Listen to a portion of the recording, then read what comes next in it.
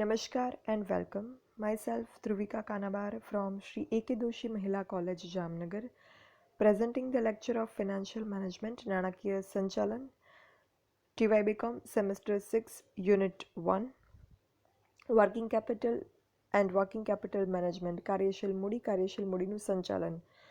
Unit 1ના સ્ટાર્ટિંગમાં આપણે પહેલાં તો કાર્યશીલ મૂડી જે છે એનું ધંધામાં શું જરૂરિયાત હોય છે, સ્થિર મૂડી અને કાર્યશીલ મૂડીના બે પ્રકાર છે એની આપણે બેઝિક ડિસ્કશન કર્યું. પછી કાર્યશીલ મૂડીની ડેફિનેશન્સ વિશે આપણે વાત કરી. કાર્યશીલ મૂડીના બે ઘટકો છે, કુલ કાર્યશીલ મૂડી અને ચોખ્ખી કાર્યશીલ મૂડી. એ શું છે, કઈ રીતે એને મેળવવામાં આવે છે, શોધી શકાય છે, એની વાત કરી. પછી કાર્યશીલ મૂડીના બે ઘટકો શોધવા માટે જેની આપણે જરૂર પડે, ચાલુ મિલકત અને ચાલુ દેવા, એમાં કયા કયા પ્રકારના મિલકતો અને દેવાનો સમાવેશ થાય છે એની વાત કરી. હવે આપણે કાર્યશીલ મૂડીના મહત્વ વિશે વાત કરવી છે કે કાર્યશીલ મૂડીનું જરૂરિયાત વિશે. બિઝનેસમાં શું જરૂરિયાત હોય છે કાર્યશીલ મૂડીની, importance or need of working capital in the business, એની આપણે આ સેશનમાં વાત કરીશું. કાર્યશીલ મૂડી જે છે એ ધંધાની રોજિંદી કામગીરી માટે જરૂરી એવી મૂડી છે. સ્થિર મૂડી હોય કે કાર્યશીલ મૂડી, બંને પ્રકારની મૂડીની ધંધામાં જરૂરિયાત છે. પણ જે કાર્યશીલ મૂડી છે એ બિઝનેસને કાર્યરત રાખવા માટે જરૂરી છે. અગર કાર્યશીલ મૂડી ન હોય તો જે ધંધામાં સ્થિર મૂડી છે એનો પણ ઉપયોગ થઈ શકે નહીં. ધંધાકીય પ્રવૃત્તિને ચલાવવા માટે કાર્યશીલ મૂડીનો જે છે એ ઉપયોગ કરવો જરૂરી છે. લાઈક મશીનરી હશે, પ્લાન્ટ યંત્રો હશે કે જે સ્થિર મૂડી છે, ફિક્સ કેપિટલ છે બિઝનેસની, તો એને ચલાવવા માટે જે આપણે કારીગર રાખીએ છીએ, એને આપણે જે ચૂકવીએ છીએ એ વેતન કે પગાર મજૂરી છે એ આપણી કાર્યશીલ મૂડીમાંથી આપણે એ ખર્ચ કરીએ છીએ. તો અગર એ આપણે નહીં કરી શકતા હોઈએ તો જે ધંધાની સ્થિર મૂડી છે એટલે કે પ્લાન્ટ યંત્ર, એનો આપણે ઉપયોગ કરી શકશું નહીં. આવી રીતે કાચો માલ ખરીદવા, મજૂરી ચૂકવવા, રોજિંદા અન્ય ખર્ચાની ચૂકવણી માટે, પગાર કે અન્ય પરચુરણ વહીવટ કે વેચાણ ખર્ચની ચૂકવણી માટે કાર્યશીલ મૂડી જોઈએ. કાર્યશીલ મૂડીના લીધે સ્થિર મૂડી જે છે એ કાર્યરત રહે છે. અગર કાર્યશીલ મૂડીમાં આપણે ખર્ચ નહીં કરી શકતા હોઈએ તો આપણી સ્થિર મૂડી છે એ અનયુટિલાઇઝડ રહેશે, ઉપયોગ એનો થશે નહીં.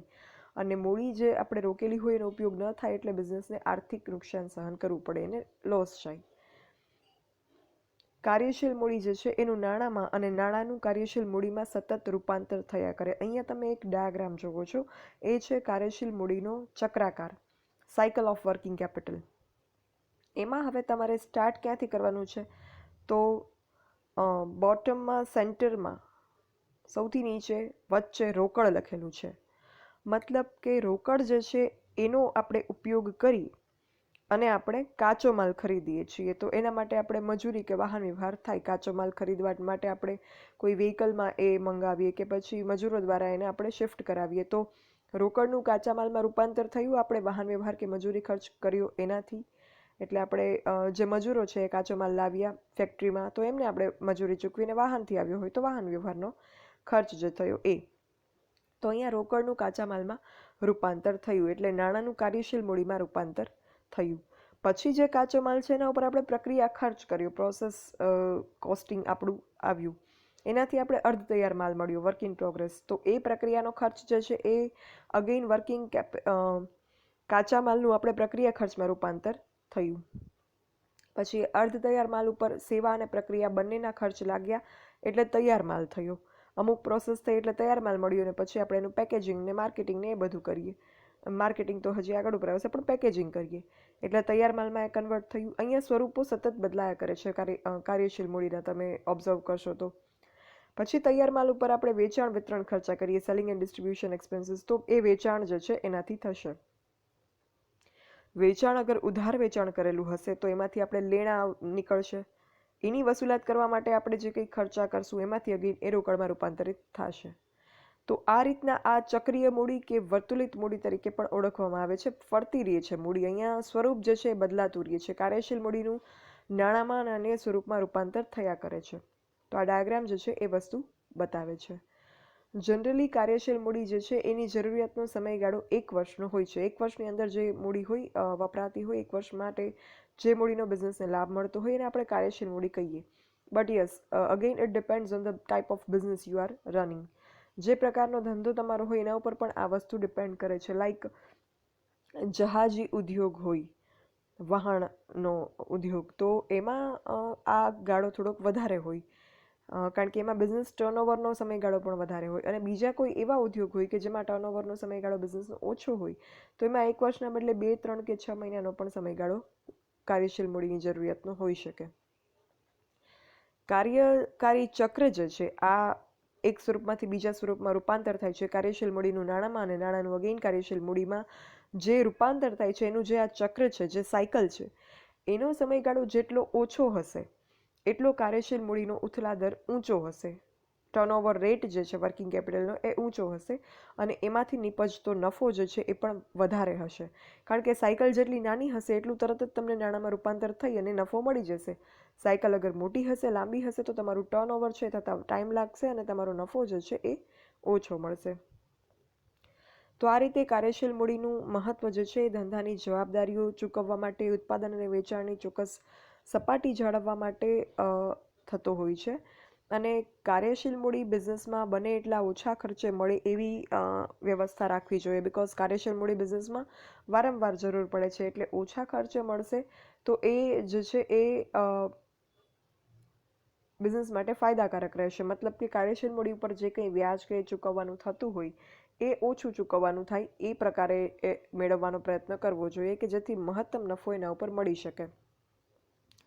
કઈ રીતે મૂડી આપણે મેળવી શકીએ, કયા કયા એના પ્રાપ્તિ સ્થાનો છે, સોર્સિસ ઓફ ફિનાન્સ, એ બધું જ આપણે પ્રીવિયસ સેમેસ્ટરમાં 3 યુનિટમાં શીખી ગયા છીએ, એટલે એના ઉપર હું વધારે ડિસ્કશન કરતી નથી. તો આ રીતના કાર્યશીલ મૂડીથી ઉત્પાદન સતત જાળવી શકાય છે અને વેચાણ જે છે એનું પણ લેવલ એક મેન્ટેન કરી શકાય છે. માલ મજૂરી, બળતણ ખર્ચ ચૂકવવો, તેજી મંદીમાં રક્ષણ આપવું અને ધંધામાં નફો જાળવવામાં કાર્યશીલ મૂડીનો જે રોલ છે એ બહુ જ અગત્યનો છે. અગર મંદીની સિચ્યુએશન હોય તો પણ બિઝનેસમાં અમુક વેચાણની સપાટી જાળવી રાખવામાં પણ આ મૂડી મદદરૂપ થાય છે. આ બધા જ ડિસ્કશનના અંતે અગર આપણે કાર્યશીલ મૂડીના મહત્ત્વના પોઈન્ટ્સને આપણે સમરી રજૂ કરીએ તો એ કંઈક આ પ્રકારની હોય સંક્ષિપ્તમાં. ઉત્પાદન પ્રવાહ અને ધંધાકીય પ્રવૃત્તિને ચાલુ રાખવા માટે કાર્યશીલ મૂડીની જરૂરિયાત છે. ઉત્પાદન પ્રવાહ, પ્રોડક્શન ચેનલને કન્ટિન્યુ રાખવા માટે આપણે કાચો માલ જોઈશે, એના માટે કાર્યશીલ મૂડી જોઈશે. વર્ક ઇન પ્રોગ્રેસ જોઈશે, એના માટે પણ કાર્યશીલ મૂડીનો ઉપયોગ કરવો પડશે, મજૂરી અને સેવા ખર્ચ ભોગવવા માટે, અને પછી અંતે ઉત્પાદન આપણું થશે, એટલે એના માટે કાર્યશીલ મૂડીની જરૂર પડશે. પછી જે સ્થાયી મૂડી છે, સ્થિર સાધનો છે, એનો ઇફેક્ટિવ યુટિલાઇઝેશન કરવા માટે, અસરકારક ઉપયોગ કરવા માટે પણ કાર્યશીલ મૂડી જરૂરી છે. એના વગર એ શક્ય નથી. જમીન મકાન હશે તો એમાં આપણે ઉત્પાદન પ્રવૃત્તિ કરીશું તો એ જમીન મકાનનો ઉપયોગ થશે. નહીં કરીએ તો જમીન મકાન એમને વણ વપરાયેલા પડ્યા રહેશે, અનયુટિલાઇઝડ, તો એ ખોટું થશે, મૂડીનો વપરાશ નહીં થાય.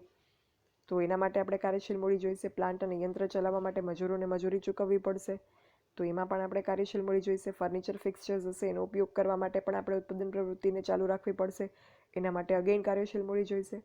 મતલબ કે ફિક્સ્ડ એસેટ્સ છે એને યુટિલાઇઝ રાખવા માટે કાર્યશીલ મૂડીની જરૂર પડે. પછી યોગ્ય સમયે કાચો માલ ખરીદવા કે ધંધાકીય જરૂરિયાત મુજબ કાચા માલનો પ્રવાહ જાળવવા માટે કાર્યશીલ મૂડી ઉપયોગી છે.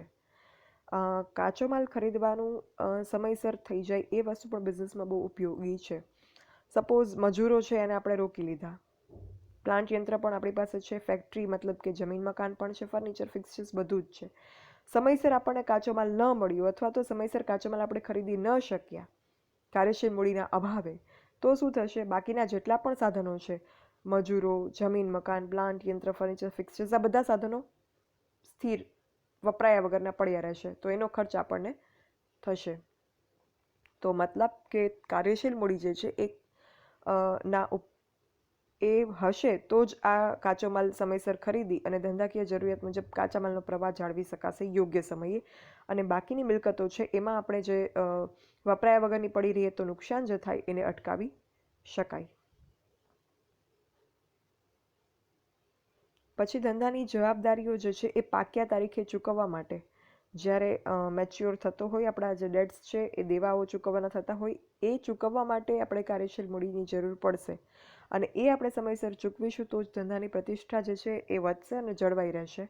અને ધંધાની પ્રતિષ્ઠા માર્કેટમાં જળવાવી કે વધવી બહુ જ અગત્યની છે. બિકોઝ અગર ઊંચીની મૂડી મેળવવી હશે, ગ્રાહકોને આપણે ટકાવી રાખવા હશે, તો આ બધા જ સંજોગોમાં બિઝનેસ રેપ્યુટેશન જે છે એને મેન્ટેન કરવી બહુ જ અગત્યની છે. પછી કાર્યશીલ મૂડીનો જે સપ્રમાણ પ્રવાહ છે, જે ફ્લો છે વર્કિંગ કેપિટલનો, એ નફાકારકતાને વધારે છે. પ્રોફિટ અર્નિંગ કેપેસિટી જે બિઝનેસની છે એને વધારે છે. કાર્યશીલ મૂડીનો ફ્લો બરાબર હશે, પ્રવાહ બરાબર હશે, તો તમે સમયસર કાચો માલ ખરીદી શકશો, સમયસર સાધનોનો ઉપયોગ કરી શકશો, સમયસર ઉત્પાદનને તૈયાર કરી શકશો, સમયસર મજૂરીની ચૂકવણી કરી શકશો. તો આવા સંજોગોમાં તમારું ઉત્પાદન માર્કેટમાં સમયસર પહોંચશે, તમારા દેવાઓ સમયસર ચૂકવાશે, તમારી કામદારોને મજૂરી અને વેતન સમયસર અપાશે. તો એના લીધે ઓવરઓલ જે છે એ બિઝનેસ એક્ટિવિટીઝ પ્રોપર ચાલતી રહેશે, ધંધાકીય પ્રવૃત્તિઓ, અને એનાથી નફાકારકતા વધશે. અને મજૂરી અને વેતન સમયસર ચૂકવશો તો એનાથી કર્મચારી સંતોષ પણ વધશે. અને કર્મચારી સંતોષ વધશે તો કર્મચારીઓ જે છે એ બિઝનેસની અમૂલ્ય અસ્કયામતો છે, અસેટ્સ છે ધંધાની. એટલે એમનો સંતોષ એ ધંધાના નફાકારકતા વધારવામાં ઉપયોગી થાય. અને બીજું કે ઉત્પાદન વેચાણ વ્યવસ્થા જાળવી રાખવામાં અને એકમની શાખ પ્રતિષ્ઠા વધારવામાં પણ આ કાર્યશીલ મૂડીનો જે પ્રવાહ છે એ ઉપયોગી થાય. કન્ટિન્યુઅસ ઉત્પાદન થતું રહીએ એટલે કન્ટિન્યુઅસ વેચાણ થતું રહીએ, અને વેચાણ થશે એટલે બટ ઓબ્વિયસ છે કે નફો જે છે એ તમને કમાતા રહેશો. અગર તમારું ઉત્પાદન નહીં થાય સમયસર તો તમે વેચાણ નહીં કરી શકો, વેચાણ નહીં કરી શકો તો તમે નફો નહીં કમાઈ શકો. અને આ બધું જ શક્ય બને છે અગર તમારો કાર્યશીલ મૂડીનો પ્રવાહ જે છે એ યોગ્ય રીતે બિઝનેસમાં ચાલતો રહેશે. અને એ પ્રવાહ યોગ્ય રીતે ચાલતો રહેશે મતલબ ધંધાકીય પ્રવૃત્તિઓ ધબકતી રહેશે, નફો કમાવવાનું જે નફાની કમાણી છે એ પણ થતી રહેશે, અને એકમની શાખ અને પ્રતિષ્ઠા છે એ પણ જળવાઈ રહેશે. મતલબ તમારો બિઝનેસ લોંગ ટર્મ માટે માર્કેટમાં સર્વાઈવ કરી શકશે. ધંધો જે છે એ બજારમાં લાંબા સમયગાળા માટે ટકી શકશે. Fine. So that is all for importance of working capital. કાર્યશીલ મૂડીની જરૂરિયાત કે મહત્વનો પોઈન્ટ જે છે એ અહીંયા પૂરો થાય છે. Thank you. For any doubts or queries, you can write me on this mail dbk.druvika@gmail.com. Thank you.